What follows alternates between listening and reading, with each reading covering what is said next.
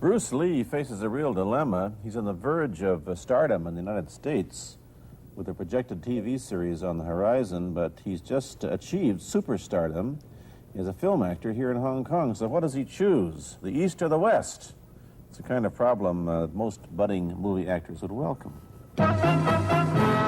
It's the Pierre Berton Show, the program that comes to you from the major capitals of the world. This edition comes to you from Hong Kong. And Pierre's guest is the man who taught karate, judo, and Chinese boxing to James Garner, Steve McQueen, Lee Marvin, and James Coburn. The newest Mandarin superstar, known in the West for his appearances in Batman, The Green Hornet, Ironside, and Longstreet. His name is Bruce Lee, and he doesn't even speak Mandarin. And here's Pierre. Well, how can you play in Mandarin movies if you don't even speak Mandarin? How do you do that? Well, first of all, I speak only Cantonese. Yeah. So, I mean, there is quite a difference as far as pronunciation and things like that go. So somebody else's voice is used, right? For Definitely, definitely. You just make the words. Doesn't that sound strange when you go to the movies, especially in Hong Kong, in your own town, and you see yourself with somebody else's voice? Well, not really, you see, because most of the Mandarin pictures done here are dubbed anyway. They're dubbed anyway? Anyway. I mean, disregard. I mean, they shoot without sound. So it doesn't, make any difference. Your lips never quite make the right words, do they?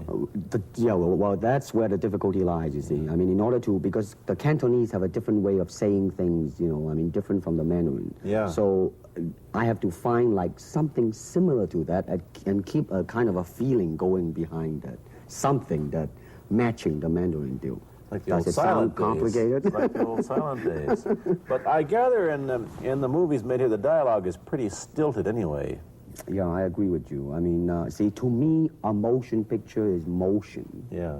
I mean, you got to keep the dialogue down to the minimum. Did you look at many Mandarin movies before you started playing in the first one? Yes. What did you think of them when you saw them? Quality-wise, I mean, I have to admit that it's not quite up to the standard. However, it is growing, and it is getting higher and higher and going toward that standard, that what I would term quality. They say the secret of your success in that movie, The Big Boss, which was such a success, you rocketed you to stardom in Asia, was that you did your own fighting. As an expert in the various martial arts in China, what did you think of the fighting that you saw in the movies that you studied before you became a star? Well, I mean, definitely in the beginning, I had no intention or whatsoever that what I was practicing and what I'm still practicing now would lead to this to begin with. But martial art has a very, very deep meaning as far as my life is concerned, because as an actor, as a martial artist, as a human being, all these I have learned from martial art. Maybe for our audience who doesn't know what it means, you might explain exactly what you mean by martial art. Right. Martial art include all the combative arts like karate or karate, judo, Chinese kung fu or Chinese boxing, whatever you call it. All those. You see, like Aikido, Korean, I can go on and on and on. But it's a combative form of fighting. I mean, it's not, some of them became sport, but some of them are still not. I mean, they use, for instance, kicking to the groin, jabbing fingers at the eyes, and things like that. No wonder you're successful in the Chinese movies. They're full of this kind of action anyway. They needed a guy like you could... Violence, man. So you didn't have to use a double when you moved into the motion picture world here. You did it all yourself. Right. Can you break 5 or 6 pieces of wood with your hand or your foot? I'll probably break my hand and foot. But tell me a little bit... you set up a school in Hollywood, didn't you, for people like James Garner and Steve McQueen and the others? Yes. Why would they want to learn Chinese martial arts? Because of a movie role? Not really. I mean, most of them, you see, to me, at least the way that when I teach it, all type of knowledge ultimately means self-knowledge. So therefore, they're coming in to, and ask me to teach them not so much of how to defend themselves or how to do somebody in, Rather, they want to learn to express themselves through some movement, be it anger, be it determination, or whatsoever. So in other words, what I'm saying, therefore, is that he is paying me to show him in combative form the art of expressing the human body. Which is acting, in a sense, isn't it? Well, or it would be a useful tool for an actor to have. It's, I mean, it might sound too philosophical, but it's unacting acting or acting unacting. If you... You've lost me. I have, right? So what I'm saying, actually, you see, I mean, it's a combination of both. I mean, here it is the natural instinct, and here is control. You are to combine the two in harmony. Not, if you have one to the extreme, you will be very unscientific. If you have another to the extreme, you become all of a sudden a mechanical man, no longer a human being. So it is a successful combination of both. So therefore, it is not only, I mean, so therefore it's not pure naturalness or unnaturalness. The ideal is unnatural naturalness or natural unnaturalness. Yin yang, eh? Right, man, that's it. One of your students, James Coburn, played in a movie called Iron Man Flint, in which he used karate. Is that what he learned from you? He learned it after. Oh, after, he went yeah. after he played in Iron Man Right, Flint. right. You see, actually, I do not teach, karate because I do not believe in styles anymore. I mean, I do not believe that there is such thing as like Chinese way of fighting or the Japanese way of fighting or whatever way of fighting, because unless human beings have 3 arms and 4 legs, we will have a different form of fighting.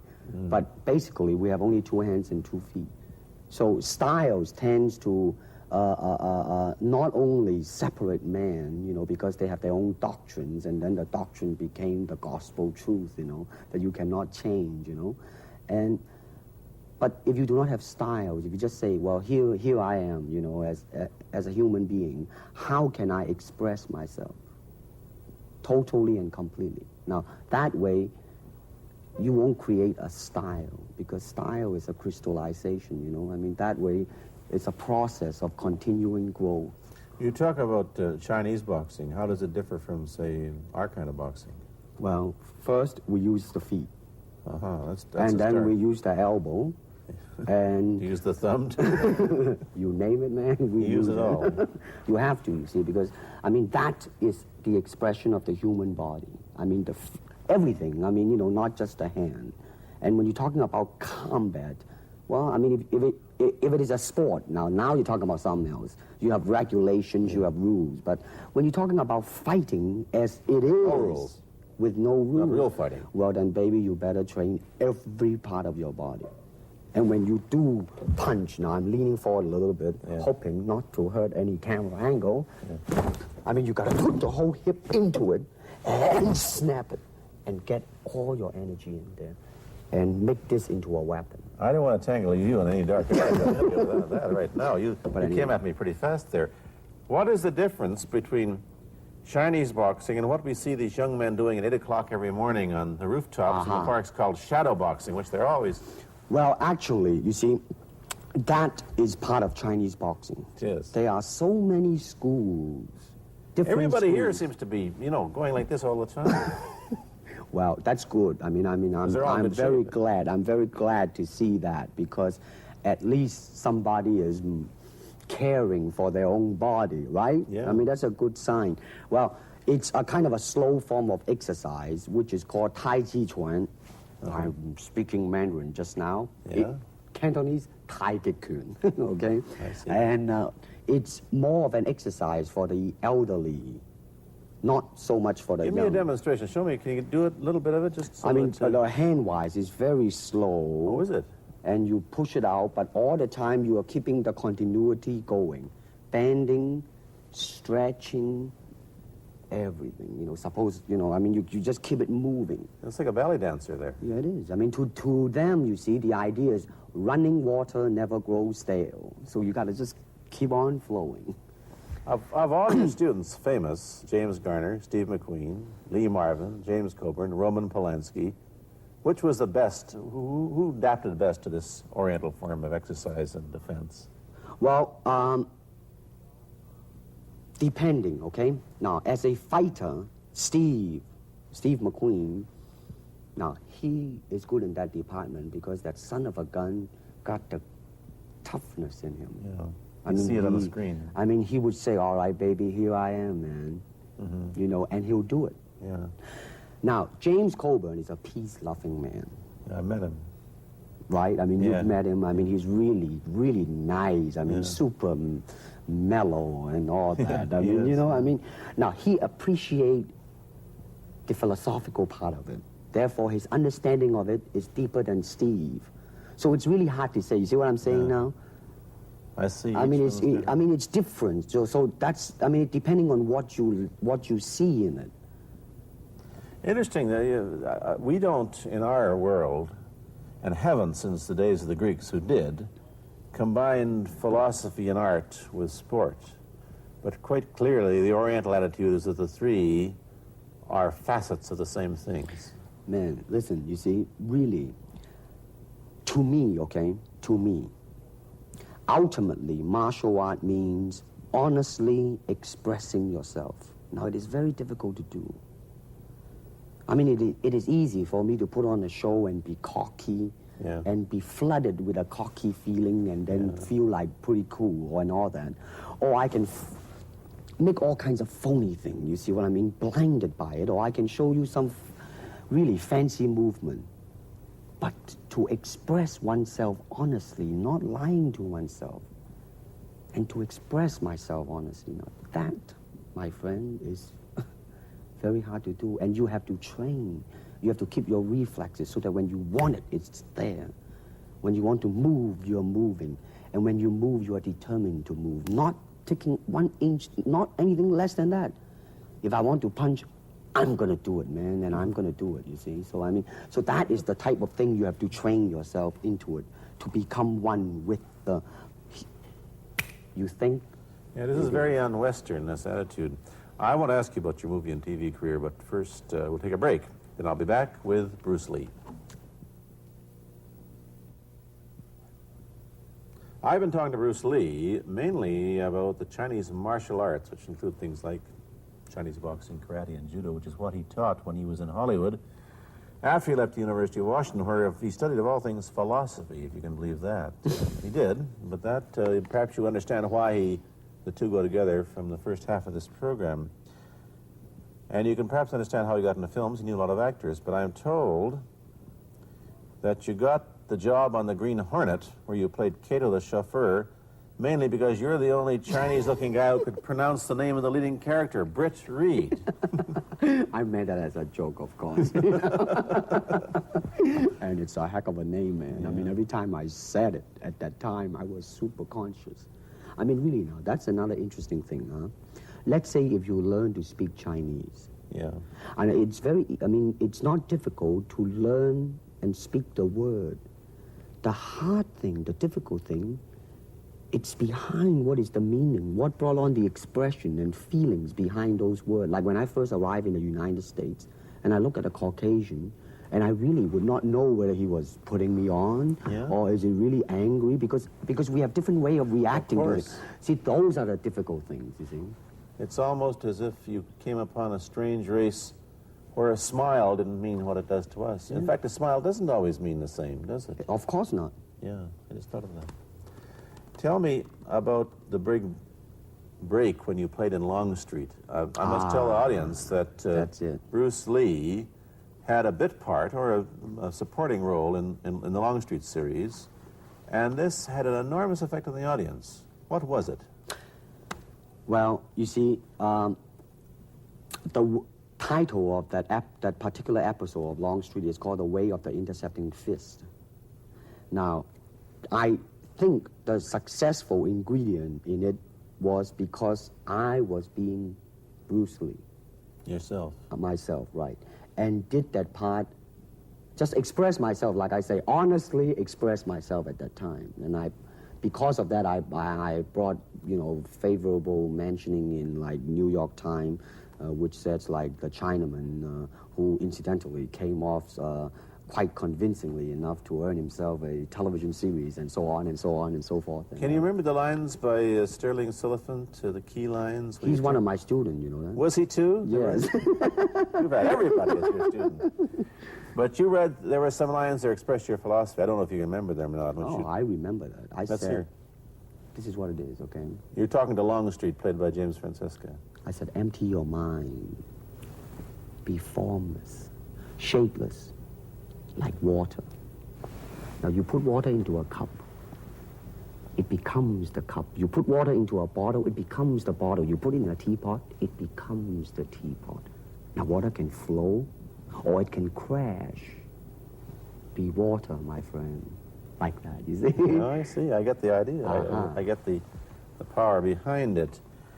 So, now, two things have happened. First, there's a pretty good chance that you'll get a TV series in the States called The Warriors, in which you use, what, the martial arts well, in a Western setting? That was the original idea. Now, Yeah. Paramount, you know, I did Longstreet for Paramount, and Paramount wants me to be in a television series. On the other hand, Warner Brother wants me to be in another one, but both of them, I think, they want me to be in a modernized type of a thing. And they think that Western idea is out. But Whereas you would use, you want to do the Western, eh? I want, because you see, I mean, how else can you justify all these punching and kicking and violence except in that period of the West? I mean, in nowadays, I mean, you don't go around on the street kicking people or punching people. Because if you do, that's it. I mean, I don't care how good you are, you know. But this is true also of the Chinese dramas, which are mainly costume dramas. They're all full of blood and gore over here. You mean here? Yeah. Well, unfortunately, you see, I hope that the picture I am in would either explain why the violence was done, whether right or wrong or whatnot. But unfortunately, pictures, most of them here, are done mainly just for the sake of violence. You know what I mean? Like, you know, fighting for 30 minutes, get stabbed 50 times. And well, I'm fascinated. Let me give you your microphone back. I'm fascinated that you came back. I am a martial artist. You came back to Hong Kong on the verge of success in Hollywood and full of it. And suddenly, on the strength of one picture, you become a superstar. Everybody knows you. You have to change your phone number. You get mobbed in the streets. Now, what are you going to do? Are you going to be able to live in both worlds? Are you going to be a superstar here, or one in the States, or both? Well, let me say this. First of all, the word superstar really turned me off, and I'll tell you why. Because the word star, man, is an illusion. It's something what the public calls you. You should look upon oneself as an actor, man. I mean, you would be very pleased if somebody say, hey, man, you are a super actor. It is much better than, you know, superstar. Yeah, therefore, you've got to admit that you are a superstar. You're not going to, if you're going to give me the truth. I am now. I'm honestly saying this, okay? Yes, I have been very successful, okay? But I mean, I think the word star is I mean, I do not look upon myself as a star. I really don't. I mean, believe me, man, when I say it. I mean, I'm not saying it because I... What are you going to do? Let's get back to the question. Okay. Are you going to stay in Hong Kong and be famous? Or are you going to go to the United States and be famous? Or are you going to try and eat your cake and have it too? I am going to do both because, you see, I have already made up my mind that in the United States, I think something about the Oriental, the true Oriental should be shown. Hollywood sure as heck hasn't. You better believe it, man. I mean, it's always that pigtail and bouncing around, chop, you know, with the eye slant and all that.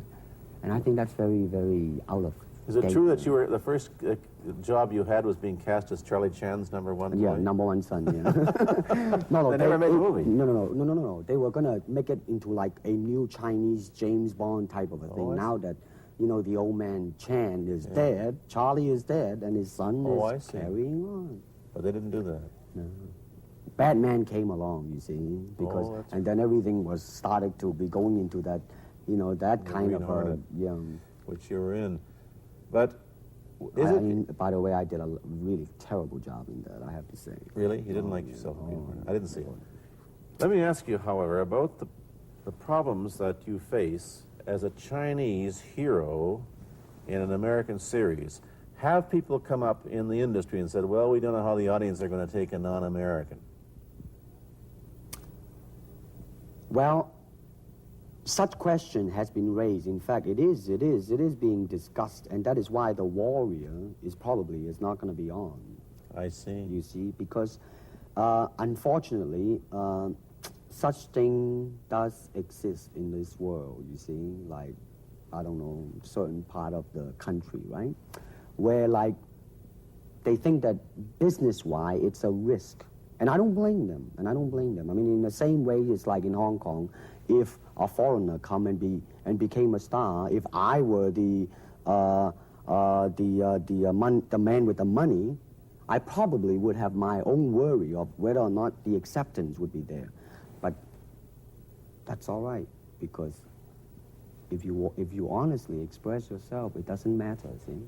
Because Are you, how about the other side of the coin? Is it possible that you are, I mean, you're fairly hip and fairly Americanized. Are you too Western for Oriental audiences, do you think? Oh, man, like, how? I have been criticized for that. You have, eh? Oh, I would yes, think definitely. So. Well, let me say this. When I do the Chinese film, I'll try my best not to be as American as I, have been adjusted to for the last 12 years in the States. But when I go back to the States, it seems to be the other way around. You know what I mean? Too exotic, eh? Yeah, man. I mean, they're trying to get me to do too many things that are really for the sake of being exotic. You understand what I'm trying to say? Oh, sure. So it's really, I mean, it's when you live in both worlds, it brings its problems as well as its advantages, and you've got both. Time to go to a commercial. I'll be back in a moment with Bruce Lee. Let me ask you whether the change in attitude on the part of the Nixon administration towards China has helped your chances of starring in an American TV series. Well, first of all, this happened before that. Yeah. But I do think that things of Chinese will be quite interesting for the next few years. I mean, not that I'm politically, inclining toward anything. No, I understand that. I'm just wondering. But I mean, once the opening of China, I mean, that it will bring more understanding. Yeah. More things that are, like different, and maybe in the contrast of comparison, some new thing might grow. So therefore, I mean, it's a very rich period to be in. I mean, like if I were born, let's say, 40 years ago. Yeah. If I have a thought in my mind, I said, boy, I'm going to star in a movie or star in a television series in America. Well, that might be a vague dream, but I think right now, maybe, man. You still think of yourself Chinese, or do you ever think of yourself as North American? You know what I want to think of myself? As a human being. Because, I mean, I don't want to sound like, as Confucius say, but under the sky, under the heaven, man, there is but one family. It just so happened, man, that people are different. Okay, we got to go. Thank you, Bruce Lee, for coming here. Thank you for Pierre. watching. Thank you. You've been watching Bruce Lee on The Pierre Berton Show, a half-hour program of conversation, opinion, and debate. This is Bernard Cowan speaking.